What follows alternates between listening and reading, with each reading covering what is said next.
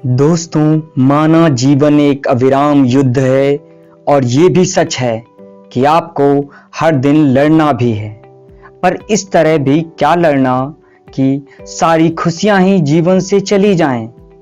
दोस्तों, इस भाग दौड़ भरी जिंदगी में हम सब चले जा रहे हैं, भागे जा रहे हैं, पर कभी दो पल रुककर ये नहीं सोचा कि हम भाग क्यों रहे हैं, बस दौड़े जा रहे हैं। मैंने देखा है कि लोगों को अपने काम से लड़ते हुए। दोस्तों, मैं आपको आज एक ऐसी कहानी सुनाने जा रहा हूँ जिसे सुनकर आपको लगेगा कि ये आपकी ही कहानी है। इस कहानी से आप सीख पाएंगे कि इंसान खुद से ही कैसे लड़ता है। दोस्तों, ये कहानी है एक ऐसे व्यक्ति की जो ऑफिस में काम किया करता था। ऑफिस के काम के प्रेशर की वजह से बहुत परेशान रहा करता था। कभी कभी वह सोचता कि इतना सारा काम है, बॉस की डांट सुनने को मिलती है। जब वो ऑफिस से थक कर घर आता, वही जो गुस्सा था ऑफिस का, घर आकर के बच्चों पे निकालता था, बीवी पे निकालता था, घर में झगड़ा करता था। उसे लग रहा था कि उसकी लाइफ का होना ना होना बराबर है।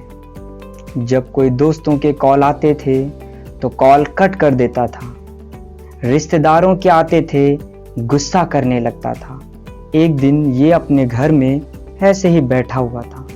उसका बच्चा उसके पास में आकर के बोला कि पापा मेरी मदद कर दीजिए, मुझे होमवर्क करवा दीजिए।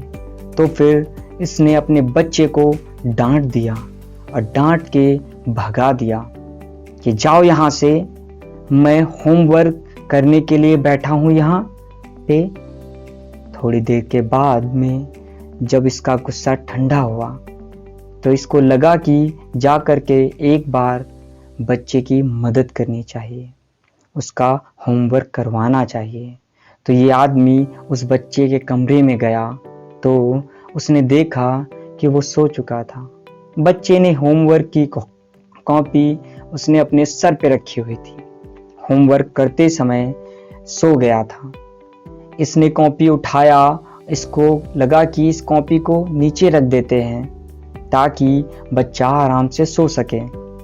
लेकिन जैसे ही कॉपी नीचे रखने वाला था, इसने पढ़ा कि इसमें लिखा क्या हुआ है। इसको लगा कि एक बार पढ़ लेते हैं, बच्चा काम क्या कर रहा था, ऐसा जिसमें इसको मेरी मदद चाहिए थी। तो जो होमवर्क था उसका शीर्षक था वो काम जो हमें शुरू में अच्छे नहीं लगते, बाद में धीरे धीरे अच्छे लगने लगते हैं। इस शीर्षक पे बच्चे को एक निबंध लिखना था। बच्चे ने एक पैराग्राफ लिख दिया था। इसने पढ़ना शुरू किया।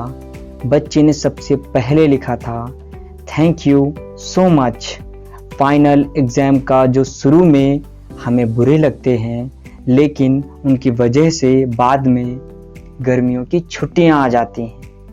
थैंक यू सो मच उन बेस्वाद कड़वी लगने वाली दवाइयों का जो शुरू में तो बिल्कुल अच्छी नहीं लगती, लेकिन बाद में उनकी वजह से हम सब ठीक हो जाते हैं। फिर उस बच्चे ने आगे लिखा, थैंक यू सो मच उस अलार्म क्लॉक का जो सुबह सुबह हमें जगा देती है। हमें अच्छा नहीं लगता, लेकिन उसकी वजह से जब हम जाग जाते हैं तो हमें मालूम चलता है कि हम जिंदा हैं। थैंक यू सो मच ऊपर वाले का।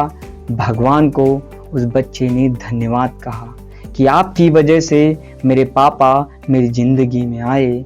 मेरे पापा शुरू में तो मुझे डांटते हैं, मुझे बिल्कुल अच्छा नहीं लगता, लेकिन बाद में मुझे घुमाने के लिए ले जाते हैं, अच्छा अच्छा खाना खिलाते हैं, खिलौने दिलाते हैं। तो ऊपर वाले आपका धन्यवाद कि आपने मेरे पापा को मेरी लाइफ में भेजा, क्योंकि मेरे एक दोस्त के तो पापा ही नहीं हैं। ये जो आखिरी की लाइन थी, इस लाइन ने इस आदमी को झंझोर दिया, अंदर तक हिलाकर रख दिया। छोटे से बच्चे की ये लाइंस सुनकर उसकी आंखों में आंसू आ गए।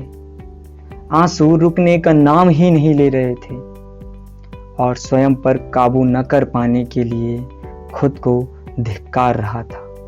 ये आदमी आज नींद से जाग चुका था और सोच रहा था कि इसकी लाइफ में क्या कुछ है जो ये होते हुए भी मिस कर रहा है।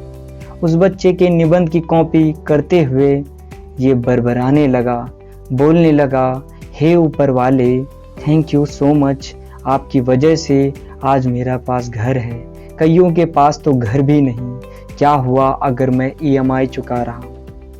तो इसके बाद उसने बोला, थैंक यू सो मच ऊपर वाले, आपकी वजह से मेरे पास आज परिवार है। कईयों के पास तो परिवार भी नहीं होता, वो दुनिया में अकेले होते हैं।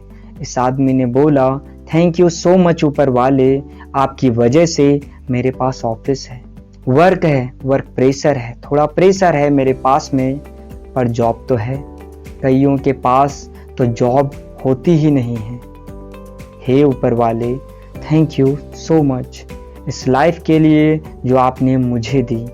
दोस्तों, ये छोटी सी कहानी हमें बहुत बड़ा पॉजिटिव मंत्र देती है।